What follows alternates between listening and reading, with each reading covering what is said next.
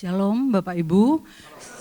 Sebelum kita mulai sesi ini, saya ingin kita menyapa dulu supaya kenal teman kanan kiri kita, gitu ya. Bolehlah minimal 3 orang. Tunggu, belum mulai, belum. Sabar Bapak Ibu ya. Saya pinjem Jerry, gini. Jerry pinjem, sini Jerry. Gini caranya, ada caranya ya.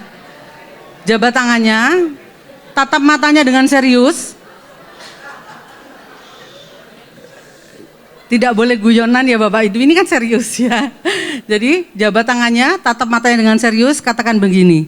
Anda adalah orang yang sangat berbahaya karena Anda mampu menghasilkan kingdom influencer dalam jumlah yang tak terbatas. Ingat? Jerry bisa ngomong sama saya? Oke, sekarang Jerry akan membalas kepada saya. Silakan Jerry. Oke. Anda adalah orang yang sangat berbahaya karena Anda dapat menciptakan kingdom influencer dalam jumlah yang banyak. Sudah? Ingat Bapak Ibu? Ya, katakan kepada teman kanan kiri minimal 2 bolehlah supaya enggak nanti menghafal mengingat kata-katanya agak panjang. Anda adalah orang yang sangat berbahaya karena Anda mampu menghasilkan kingdom influencer dalam jumlah yang sangat tak terbatas ya. Oke, silakan.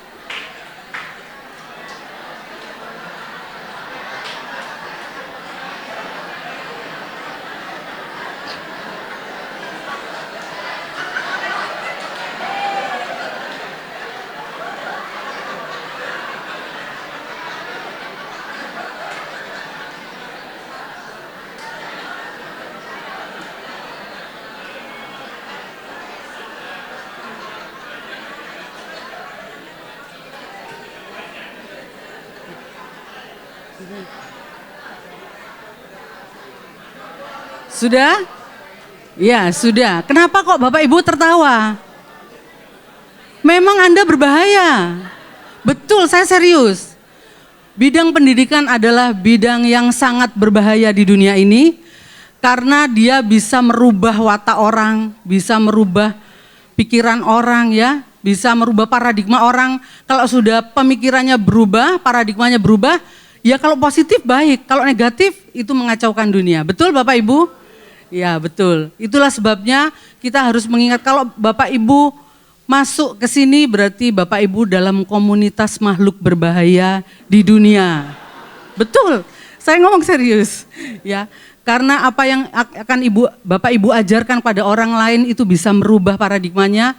Dan kalau salah berubah itu sangat berbahaya untuk dunia ini juga ya. Oke, di sini ada Ibu Kristi. Ibu Kristi, seharusnya Ibu Kristi yang ada di sini.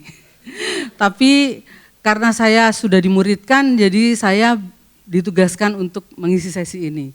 Saya dimentori Ibu Kristi, dimuridkan, belum terlalu lama, sekitar 26 tahunan. Ya, di sekolah Tunas Daud saya melayani bersama Ibu Kristi yang sekaligus sebagai Ketua Yayasan Menora Abadi.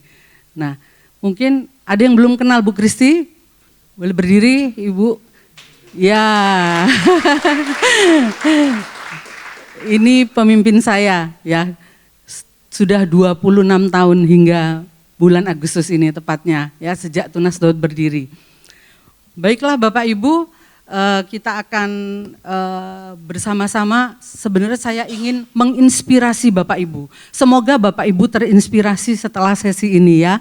Saya ingin menginspirasi Bapak Ibu mengenai apa-apa atau upaya-upaya apa yang bisa kita lakukan untuk membangun pengaruh kerajaan surga melalui bidang pendidikan. Ya. Ya. Saya ikut sejak sesi awal sampai sekarang, saya ingat ayat ini, saya adalah orang yang ketiga mengutip ayat ini. Ya, yang pertama itu Pak Arifin, tadi Pak Roni, dan muncul lagi di slide saya Matius 13 ayat 33. Kami tidak janjian tentunya, memang kami bertiga dosen Estetik Kingdom, mungkin sinyalnya sama gitu ya. Ya, tapi tidak ada yang kebetulan kalau ayat ini muncul lagi untuk kita pelajari, artinya Tuhan ingin kita belajar lebih dalam lagi. Seperti apa sih pengaruh kerajaan surga itu, bagaimana cara kerjanya di muka bumi ini. Nah, dari Matius 13 ayat 33 ini mungkin sudah 3 kali dimunculkan sehingga Bapak Ibu hafal. Hal kerajaan surga itu seumpama ragi yang diambil seorang perempuan dan diadukkan, ya, diadukkan ke dalam tepung terigu 3 sukat sampai kamir seluruhnya. Ya, jadi di sini ibu-ibu, tadi Pak Roni juga bilang ibu-ibu pasti lebih bisa mendeskripsikan, membayangkan gitu ya, bahwa kalau ragi itu ditambahkan ke adonan, apalagi diadukkan, udah nggak mungkin dipisahkan lagi, diambil lagi nggak mungkin, dia akan ada tetap di situ, ya seterusnya. Ya, demikian pula kerajaan surga itu diumpamakan sebagai ragi yang ada di kerajaan surga, ada di bumi ini dan tidak akan pernah berlalu. Dia akan ada, bahkan dia akan bertumbuh ya seperti ragi yang meresap ke seluruh adonan, bertumbuh hingga menutupi bumi ini ya, hingga sepenuhnya bumi ini dipengaruhi oleh kerajaan surga itu atau nilai-nilai kingdom itu.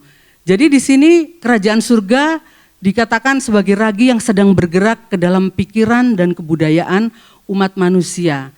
Nah, kita semua tentu tahu, Bapak Ibu, saya kira Bapak Ibu sudah paham bahwa kehadiran kerajaan surga di bumi ini membagi manusia itu menjadi 2 kelompok ya. Yang satu warga negara kerajaan, yang satu lagi non warga kerajaan, warga negara kerajaan. Nah, dan kita sebagai orang percaya tentunya kita tahu bahwa peran kita begitu penting. Ya, di sini dalam hal ini untuk bekerja sama dengan sang raja untuk meningkatkan jumlah yang warga negara kerajaan. Ya, nah para ahli pendidikan Kristen menemukan bahwa makna dari education atau pendidikan itu sebenarnya sejalan dengan amanat agung. Ya, di sini saya mencoba menampilkan pendapat para ahli pendidikan Kristen sehingga Bapak Ibu memahami bahwa ternyata makna kata pendidikan itu yang artinya membimbing atau menuntun keluar dari, itu sejalan dengan amanat agung yang diperintahkan Tuhan Yesus, yaitu membimbing dan menuntun orang dari kegelapan menuju terang Kristus sebagai bentuk dari pemuritan. Nah, para ahli juga meyakini bahwa pendidikan Kristen itu merupakan panggilan mandat agung yang diberikan Kristus kepada setiap murid-muridnya, ya, yang ditulis dalam Matius 28 ayat 19-20 dan juga dikonfirmasi lagi dari Kisah Para Rasul 1 ayat 8, yaitu untuk menjadikan segala bangsa murid Kristus dan mengajarkan apa yang diperintahkan Kristus kepada orang lain. Itu sebenarnya kaitan antara pendidikan dan amanat agung. Jadi ketika kita ingin memenuhi amanat agung itu, ingin melakukan amanat agung itu, mau tidak mau, suka tidak suka, ya kita harus menyelenggarakan yang namanya pendidikan. Dan hanya itu yang efektif gitu. Ya, sehingga dapat dikatakan bahwa tujuan pendidikan Kristen itu tidak bisa dipisahkan dari panggilan hidup orang Kristen untuk memenuhi amanat agung, termasuk perintah agung yang tertulis dalam Matius 22 ayat 37-39. Setiap orang percaya harus mengasihi Allah dengan segenap hati, jiwa dan akal budi, serta mengasihi orang lain seperti diri sendiri. Ini sudah dikupas tuntas oleh Pastor Konghi kemarin ya. Bagaimana kita tidak cukup hanya mengasihi Allah, ya, jika kita tidak bisa juga memperhatikan mengasihi sesama. Jadi melalui pendidikan Kristen seharusnya orang itu dapat menjadi pembangun kerajaan Allah yang transformatif, menjadi murid Kristus yang responsif, di mana orang-orang yang Bapak Ibu akan ajar itu tidak dibangun pola pikirnya aja, tapi juga hatinya dan yang lebih penting lagi keterampilan hidupnya. Ya, sehingga ketika orang itu mendapat keterampilan hidup melalui pendidikan, dia tidak menggantungkan diri kepada orang lain, kepada gereja atau kepada negara seperti itu. Ya, dan kabar baiknya Bapak Ibu, ternyata tujuan pendidikan Kristen ini tidak berseberangan dengan Undang-Undang Nomor 20 tahun 2003 yang dikenal dengan Undang-Undang Sisdiknas atau Sistem Pendidikan Nasional. Jadi sebenarnya Bapak Ibu terfasilitasi oleh pemerintah. Puji Tuhan kita memahami ini, kita tahu bahwa pemerintah kita memberi kesempatan kepada kita ya untuk menyelenggarakan pendidikan dengan beberapa jalur yang nanti kita akan pelajari.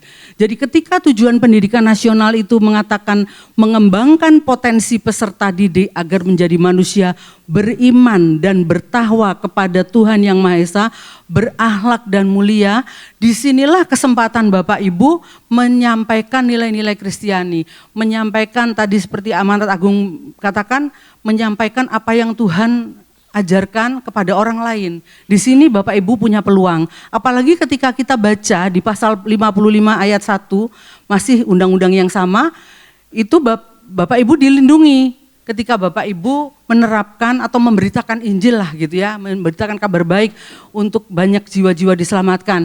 Di sini dikatakan masyarakat berhak menyelenggarakan pendidikan berbasis masyarakat, artinya sesuai kebutuhan masyarakat di lingkungan Bapak Ibu, pada pendidikan formal dan non formal ya bisa melalui jalur ini sesuai dengan kekhasan agama ya. Jadi Bapak Ibu tidak ada salahnya, jangan pernah takut ya. Tapi ada satu saran saya, jika Bapak Ibu menyelenggarakan pendidikan formal dan Bapak Ibu ingin lebih leluasa memberitakan Injil, mintalah izin operasional dari Kementerian Agama di bawah Dirjen Bimas Kristen. Disitulah Bapak Ibu bisa sepuas-puasnya, sebebas-bebasnya ya memberitakan Injil, karena memang itu di bawah Kementerian Agama gitu ya, dinaungi oleh Kementerian Agama khususnya Dirjen Bimas Kristen ya. Ya, ini adalah jalur, jenjang dan jenis pendidikan yang diatur oleh undang-undang. Jadi untuk membangun pengaruh kerajaan surga melalui bidang pendidikan, Bapak Ibu bisa menyelenggarakan pendidikan melalui jalur pendidikan formal, non formal dan informal. Bapak Ibu boleh pilih salah satu atau ketiga-tiganya lebih hebat, ya kan? Ada yang formal, ada yang non formal, ada yang informal. Semakin cepat Bapak Ibu memenuhi amanat agung, ya.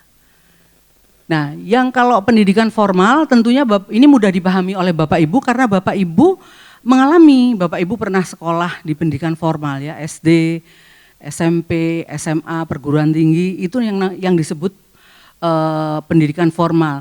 Namun jenis pendidikannya boleh juga, boleh yang umum, kejuruan, akademik, profesi, vokasi dan juga keagamaan, misalnya STT ya gitu. Atau sekolah yang tadi, SDTK, SMPTK, SMATK, TK-nya itu teologi Kristen. Ya. Jadi itu Bapak Ibu bisa selenggarakan dan itu lebih sederhana pengurusannya dan kadang-kadang mereka ini ngomong di sini ya, menutup mata sekalipun fasilitasnya tidak terlalu bagus ya kan. Karena untuk daerah-daerah tertinggal tidak memungkinkan untuk belajar dengan sekolah yang baik gitu. Jadi dan semua pelajarannya sama. Ada tambahan, selain pelajaran-pelajaran yang diterima di pendidikan umum, ada tambahan etika Kristen, pengetahuan Alkitab. Kalau sudah sampai SMA, SMATK, SMA Teologi Kristen ada hermeneutik. Ya, di dalamnya dimasukkan sedikit juga homiletik. Dan lulusan mereka juga bisa diterima di semua universitas, semua prodi dalam dan luar negeri. Kebetulan saya mengikuti Majelis Pendidikan Kristen Konferensi Nasional kemarin, bertemu dengan seorang teman yang kepala SMA TK, SMA Teologi Kristen. Ada juga yang diterima di Fakultas Kedokteran, ya, ada juga ilmu komunikasi, pokoknya macam-macam prodi dalam dan luar negeri bisa mereka diterima. Jadi jangan khawatir Bapak Ibu menyelenggarakan pendidikan formal yang ada kekhasan agama, di bawah Kementerian Agama Republik Indonesia, khususnya Dirjen Bimas Kristen.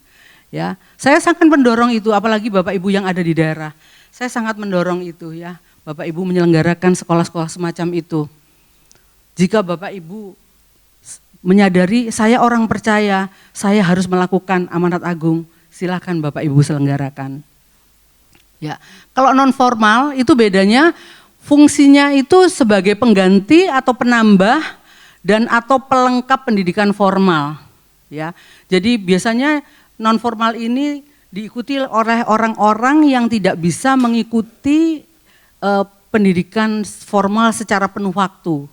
Itu biasanya dia mengikuti yang non formal. Jenisnya bisa macam-macam juga, bisa kecakapan hidup, pendidikan anak usia dini. Berapa banyak Bapak Ibu di sini yang mengelola PAUD? Ada? Bisa mengangkat tangannya? Ibu ya. Oh lumayan ya, ada ya dari Bapak Ibu yang mengelola. Jangan remehkan Bapak Ibu. PAUD kadang-kadang ribet ngurusin anak kecil. Anak kecil itu kemarin Miss Titi mana? Tadi ada Miss Titi. Ya itu Miss Titi. Berdiri Miss Titi. Ya, Miss Titi ini kepala PAUD Tunas Daud. Ya, nanti bisa kenalan.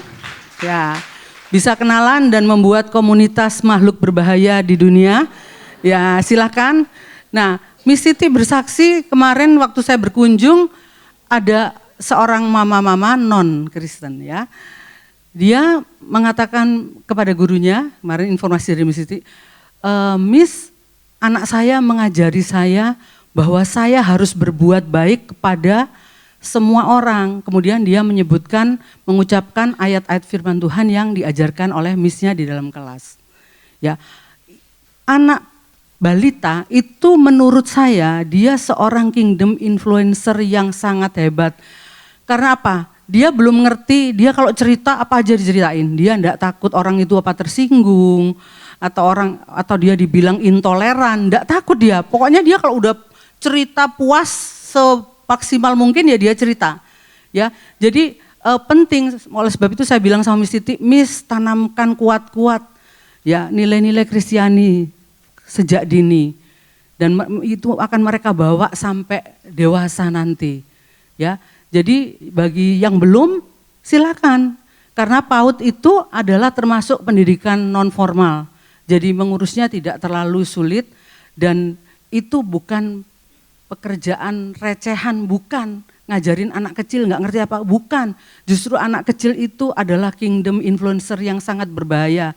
Dia bisa merubah paradigma mamanya yang non Kristen, memperkenalkan ayat-ayat firman Tuhan dan mengubah mamanya untuk menjadi, katanya diajarin untuk berbuat baik kepada semua orang. Bukankah itu nilai yang baik?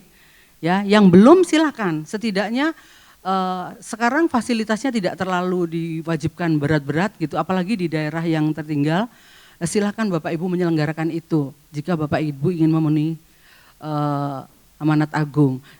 Jadi itu bentuknya bisa kecakapan hidup, PAUD tadi ya, kepemudaan, pendidikan pemberdayaan perempuan, silahkan. Keaksaraan kalau itu dibutuhkan di masyarakat sekitar Bapak Ibu silakan diselenggarakan. Keterampilan dan pelatihan kerja, ya, kesetaraan, ya, pendidikan kesetaraan silahkan aja. Nah ini juga dalam bentuk kursus pelatihan, ya, kursus kejuruan, pendidikan kesetaraan, paket ABC, ya kan, yang untuk orang-orang yang belum pernah sekolah SD, SMP, SMA. Dan hasil pendidikan ini bisa, sertifikatnya bisa setara dengan ijazah formal ketika mereka mengikuti ujian yang diselenggarakan oleh lembaga-lembaga yang menyelenggarakan ujian sesuai standar nasional pendidikan. Ya. Ini bisa kelas peningkatan kualifikasi, ini Pak Bob sudah keren habis menyelenggarakan ini ya, bimbel Ganesha Operation ya, luar biasa. Ini Pak Bob mungkin nanti bisa cerita, ini salah satu pendidikan non formal, lokakarya dan seminar dan pendidikan agama untuk memperdalam pengetahuan agama dan etika. Jadi Bapak Ibu terinspirasi banyak ya dari apa yang sudah saya sampaikan ini. Saya tidak bisa menjelaskan detail karena keterbatasan waktu, ya. Metode-metode yang bisa digunakan ini, Bapak Ibu nanti apabila kurang jelas bisa searching di Google, apa metode-metode seperti apa pelaksananya silakan. Ya. Nah, kalau informal itu dilakukan oleh keluarga dan lingkungan, berbentuk kegiatan secara mandiri. Ya, ini juga bisa diakui. Sertifikatnya setara dengan pendidikan formal dan non formal jika murid itu lulus ujian dengan standar nasional pendidikan. Contohnya begini, misalnya di daerah ada anak kurang mampu ingin melayani Tuhan di bidang musik misalnya. Kemudian dia kan nggak bisa bayar uang kursus. Dia belajar sama temennya, belajar sama full timer di gereja, belajar sama papanya. Kemudian setelah dia bisa, ada sekolah musik yang menyelenggarakan ujian. Dia ikut ujian di situ. Itu maksudnya sertifikatnya setara dengan ijazah gitu ya. Diakui sebagai keahlian khusus yang dimiliki. Seperti itu. Jadi cara belajar pendidikan informal itu menghalalkan secara segala cara. Gimana pun caranya belajar terserah. Ya, bisa berbicara dengan berkonsultasi dengan temannya ya yang punya pengalaman, bisa bentuk mentorship atau bimbingan pelajaran mandiri, diskusi kelompok, tempatnya di mana aja, pokoknya terserah. Model belajarnya terserah kayak apa. Tapi dari situ jadi jangan pikir Bapak Ibu melalui kegiatan itu Bapak Ibu tidak bisa membangun kerajaan surga melalui pendidikan. Bisa. Strategi misi pun salah satunya juga per individu gitu ya. Ya, jadi bisa saja. Ya. Nah, ini ada 3 pilar penting yang perlu Bapak Ibu perhatikan. Orang tua, gereja, dan sekolah Kristen. Kenapa sih gereja kok harus didorong untuk menyelenggarakan sekolah Kristen? Karena sekolah Kristen dan gereja itu punya peran penting mendampingi keluarga-keluarga Kristen ya dalam mendidik anaknya untuk mengenal Tuhan dan kebenaran firman-Nya. Itu sebabnya didorong gereja menyelenggarakan pelayanan pendidikan Kristen apapun bentuknya ya, jalurnya apapun jalurnya. Nah, dari komponen ketika Bapak Ibu ingin menyelenggarakan ini komponen-komponen yang harus ada, tapi yang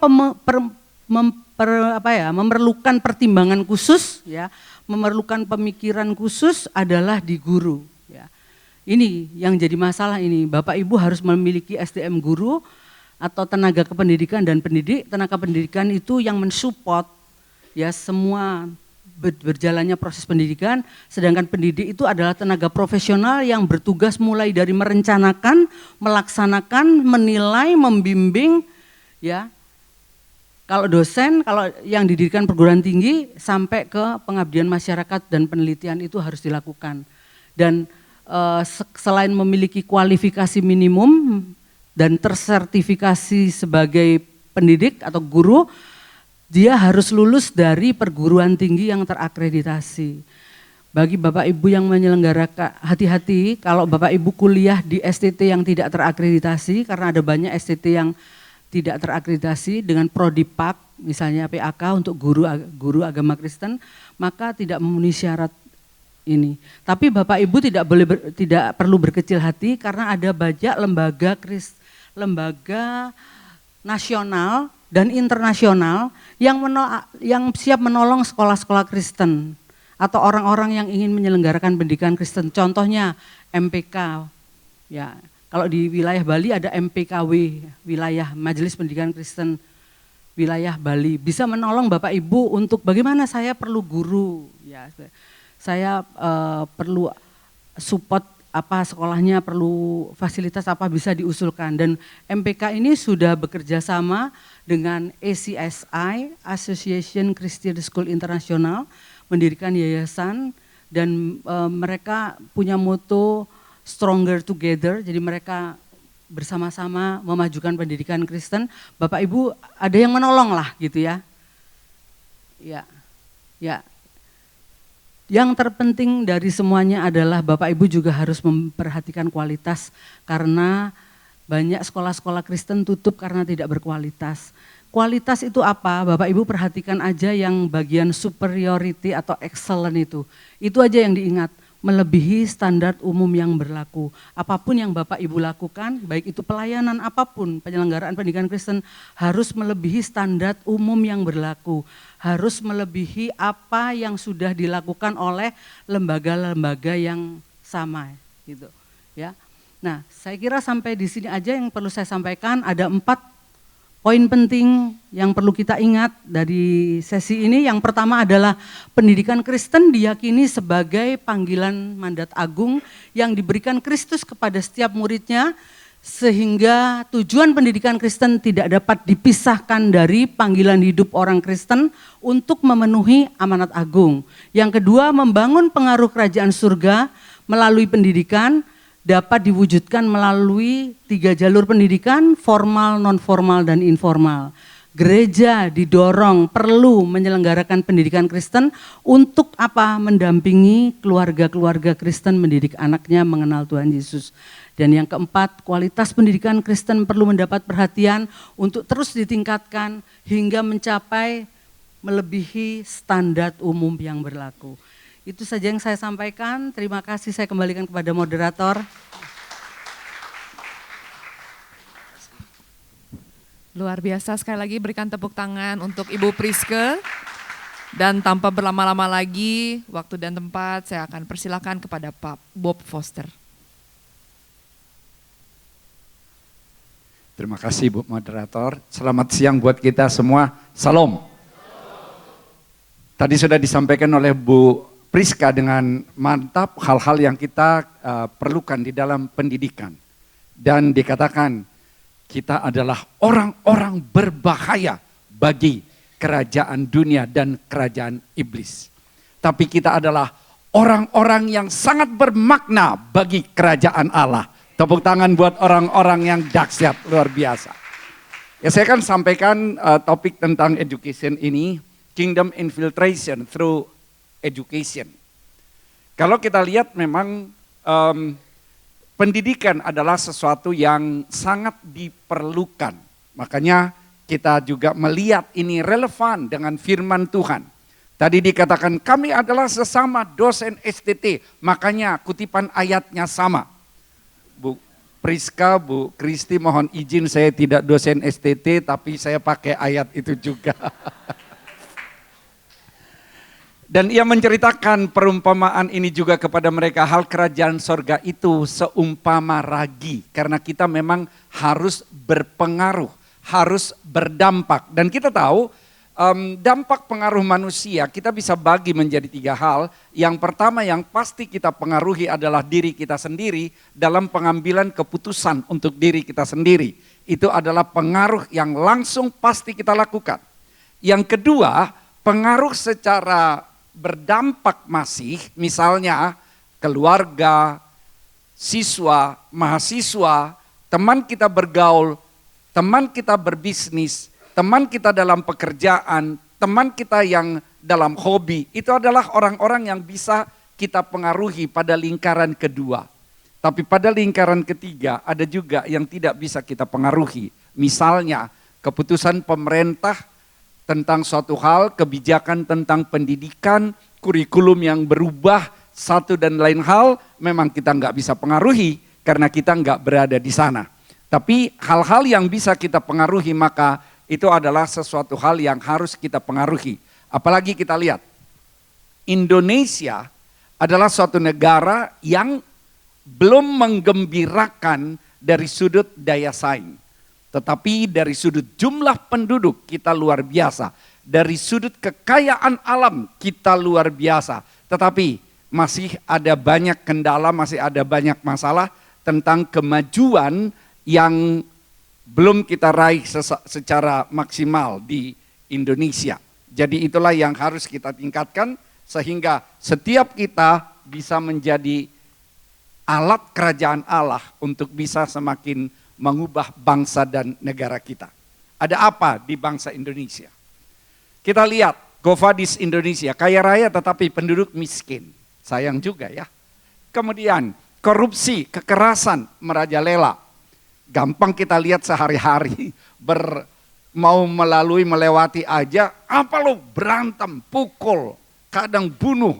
Suami bunuh istri, istri bunuh suami, orang tua bunuh anak, anak bunuh orang tua, itu sudah biasa. Kita bisa lihat di televisi. Kemudian, apa jawaban kita untuk hal tersebut? Bapak Ibu sekalian, saudara sekalian yang berkecimpung dalam dunia pendidikan, jawaban kita adalah berpengaruh, berdampak, menginfiltrasi dengan pendidikan yang juga melalui kebenaran firman Tuhan.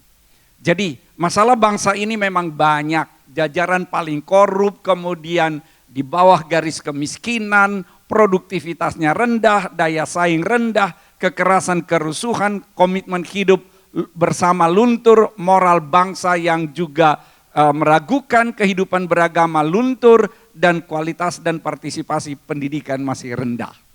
Itu kendala yang ada. Tetapi kita bukan orang yang kalau ada masalah, maka pusinglah. Aku nggak mau lagi ikut dalam persoalan ini, ikut mengatasi masalah ini, jangan. Saya ada di dalam grup-grup, ya tadi udah dikasih tahu bahwa dari alumni ITB, di grup saya juga itu bisa terjadi, waduh, ngomongin pemerintah lah, ngomongin presiden lah, caci maki lah, lalu bilang pusing saya lihat keadaan sekarang ini. Lo ngapain pusing? Kita ada di sini. Apapun yang terjadi selalu kita sikapi dengan 3A, accept, terimalah. Kan itu di luar kekuasaan kita. Beradaptasilah untuk hal tersebut. Bukan ikut ya, beradaptasi artinya kita tahu seperti COVID ada pakai masker untuk menolaknya. Accelerate, bikin sesuatu yang lebih melalui pendidikan dan kita akan bisa mengatasinya. Itu yang harus kita lakukan.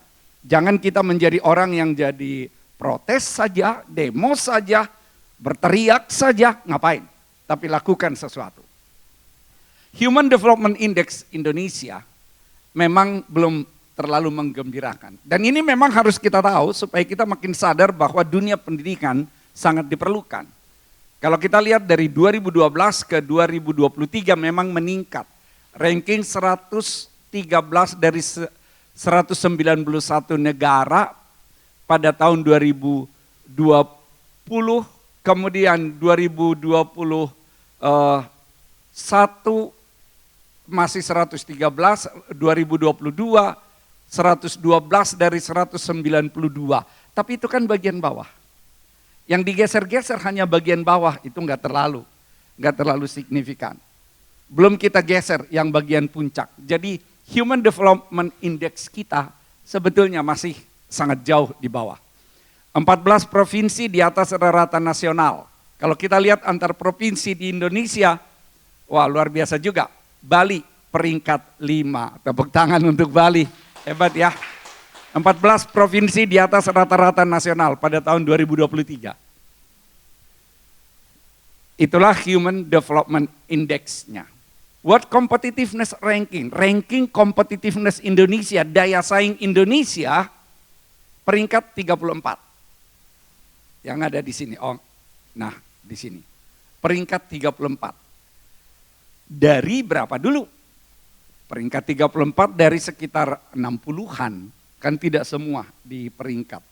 Jadi masih sangat rendah. Kemudian, negara dengan indeks pembangunan manusia terbaik 2022. Kita peringkat 114.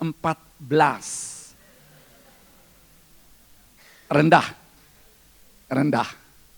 Jadi negara dengan indeks pembangunan terbaik kita peringkat 114. Wow. Banyak yang di atas kita, nomor 1 memang Swiss. Kemudian, indeks pembangunan manusia ASEAN 2022 di ASEAN aja, kita peringkat berapa? 1, 2, 3, 4, 5, 6. Vietnam masih di atas kita. Thailand di atas kita. Malaysia di atas kita.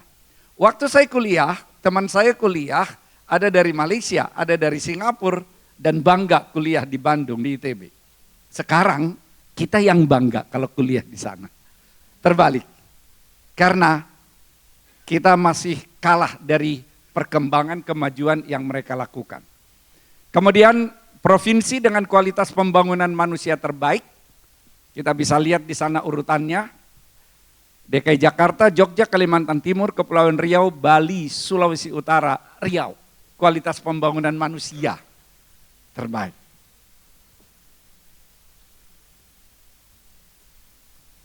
Papua 34, Papua Barat 33. Kemudian kota dengan SDM paling maju di Indonesia, Jogja. Keren juga. Saya lanjutkan lagi, faktor kondisi SDM saat ini. Lulusan SD 23,4%, kalau kita lihat SMP 14,54%, SMA 20%, D1, D2 0,41%, D3 1,28%, kemudian S1 4,3%, S2 0,02%, S3 0,31%. Masih harus ditingkatkan pendidikan yang ada. Apa jawaban kita untuk menyelesaikan masalah bangsa? Pemantapan sistem politik, penegakan hukum, reformasi birokrasi, pemerataan pembangunan, bukan bidang kita. Yang jadi bidang kita adalah pendidikan berkualitas, holistik, transformatif, terjangkau bagi semua anak bangsa. Ini sebetulnya bidang kita. Tadi Bu Priska bilang bahwa PAUD pun harus diperhatikan. SD perhatikan, SMP perhatikan, SMA perhatikan, kemudian perguruan tinggi. Kita lihat daerah-daerah, bagaimana di Papua, bagaimana di Mentawai. Di Mentawai kita tahu, data sebelumnya dulu-dulu yang termasuk mereka adalah orang percaya di atas 90%. Sekarang udah 50-50. Karena gampang kalau lulus SMA ditawarin mau kuliah, ganti KTP cukup. Langsung dibiayain. Di Papua sama. Banyak tantangan juga. Hal-hal seperti itulah yang harus kita ikut berpartisipasi di dalamnya. Di sisi lain, kita juga harus memperhatikan sekolah-sekolah misalnya yang guru agama kita nggak ada. Mereka ikut aja yang lain. Udah ikut, kadang-kadang ya sudahlah, jadi kebiasaan. Karena tidak kuat juga di dalam keimanan mereka.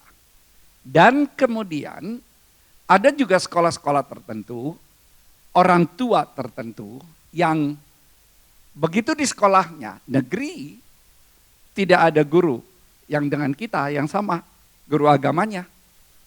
Maka begitu ikut yang lain, wah kalau gitu saya pindahin aja anak-anak saya, sulit saya untuk mempertahankan mereka. Mau pindah ke swasta, mahal. Swasta Kristen kan mahal. Makanya ya sudah, repot banget gitu. Makanya perlu sebetulnya juga ada sekolah swasta yang bukan kategori yang mahal-mahal itu. SMP dan SMA itu juga perlu. Dan di situ mungkin peran gereja diperlukan. Sebenarnya kalau dari sudut potensi seperti tadi, Greater Indonesia akan menjadi salah satu sumber utama pertumbuhan ekonomi dunia pada 2030 loh. Udah dekat kok itu. Itu kalau analisis secara internasional. Akan ada 3 di dunia. Greater China, Greater India, Greater Indonesia. Bahkan akan mengalahkan Amerika. Secara potensi. Sumber daya alam banyak, manusia banyak, tinggal pendidikannya yang harus ditingkatkan. Supaya menjadi anak bangsa yang memang punya kemampuan. Kemudian tantangan Indonesia juga tentang entrepreneurship. Kalau tadi kita akan menjadi negara yang kuat di dunia. Fakta saat ini, jumlah wirausaha Indonesia baru mencapai 3,47% dari jumlah penduduk. Rasio ini masih lebih rendah dibandingkan dengan negara lain. Malaysia 5%, kita baru 3,41%. Singapura 7%, China 10%, Jepang 11%, Amerika 12%. Data tahun 2023. Makanya sebetulnya anak didik kita harus kita bekali juga untuk menjadi entrepreneur. Harus kita bekali juga supaya mereka berani membuka suatu usaha. Supaya semakin banyak yang bisa membuat bangsa kita semakin maju. 2030 PDB Indonesia terbesar keempat di dunia. Kalau semua kita lakukan dengan baik. Jadi di depan itu luar biasa. Makanya kita ini orang-orang yang paling dahsyat. orang yang paling bermakna dalam kerajaan Allah, kita harus taklukkan kerajaan dunia. Karena ada Yesus bersama kita. Jadi gunakan pengaruh yang luar biasa tersebut. 4 besar secara analisis bisa tercapai pada tahun 2030. Sekarang 2024, 6 tahun lagi. Tapi sayangnya kita masih memiliki rapor merah dalam pendidikan. Kita lihat skor Indonesia turun loh. Lihat aja sainsnya, literasi sains. Kalau kita lihat dari 2006 yang agak merah ungu tersebut bergejolak lalu turun 383, peringkat 67 dari 81 negara. Matematika peringkat 70 dari 81 negara. Membaca, literasi membaca peringkat 71 dari 81 negara. Jadi ini harus dilatih. Saya memang orang yang tidak setuju kalau ada yang mengatakan, woi kamu mau berhasil tidak ditentukan oleh rankingmu di kelas. Sudahlah, kamu perhatikan hobimu yang lain. Wah, statement itu tidak salah, tapi kenapa saya enggak setuju? Manusia yang punya internal motivation untuk belajar tidak lebih dari 14%. Berarti kalimat tadi akan semakin disalahgunakan oleh yang 86% manusia. Kalau orang yang udah mau belajar, banyak sumber. Mau online, mau YouTube, mau manapun bisa. Saya sekarang ikut Harvard online. Karena memang sudah punya niat. Yang tidak punya niat, kalau melalui Zoom, coba aja. Waktu masa COVID, ditutup kameranya. Alasannya sinyal atau kuota, padahal dia pergi ke tempat lain. Dan penelitian dilakukan, keberhasilan pencapaian pendidikan hanya sekitar 8% kan, termasuk di Amerika. Jadi online itu hanya jawaban bagi orang-orang yang sudah punya internal motivation. Kemana 86% manusia? Makanya udah aja latihkan, to live is to compete. Hidup adalah persaingan. Lo mau masuk SD persaingan, mau masuk SMA persaingan, mau kuliah di perguruan tinggi persaingan. Kerja, mau naik jenjang karirnya persaingan, cari pacar persaingan, betul kan? Persaingan aja. Mau jadi DPR persaingan. Jadi latih dong fighting spiritnya. Proporsi siswa berkemampuan rendah, ngeri banget. Orang Medan bilang ngeri kali. Matematika 80%, 82% berkemampuan rendah, membaca 75%, sains 66%. Walaupun menteri ngomong, meski skornya turun, peringkat Indonesia naik 5-6 posisi dibanding 2018. Naik 5 dari bawah, yang disingkirkan kelas bawah. Bukan itu target kita, kelas atas dong yang harus dilihat. Persoalan yang terjadi, 43% siswa termasuk kurang mampu dalam skala sosioekonomi PISA. 50,9% proporsi guru tersertifikasi. Salah satu yang terendah di dunia. Guru tersertifikasi di Indonesia terendah di dunia. Wow, berat itu. Jadi harus kita tingkatkan. 44,5 nilai rata-rata uji kompetensi guru, standar diharapkan 70. Maka guru pun harus kita motivasi. Jadi kalau ada guru-guru Kristen, jadilah orang-orang yang memang punya kemauan meningkatkan kemampuannya. Supaya menjadi guru yang sangat dibutuhkan oleh siswa. Hasil uji kompetensi guru tadi sudah kita lihat, nasional rata-ratanya 56,69. Kemudian pembelajaran memang perlu inovasi, ini harus kita lakukan kalau kita berkecimpung di dunia pendidikan. Mahasiswa perlu berinovasi, meningkatkan pengetahuannya, dosen juga perlu, dan kemudian alat dan metode juga harus ditingkatkan. Gunakan peralatan-peralatan yang memang sudah meningkat disesuaikan dengan dana yang tersedia dan kemampuan yang ada.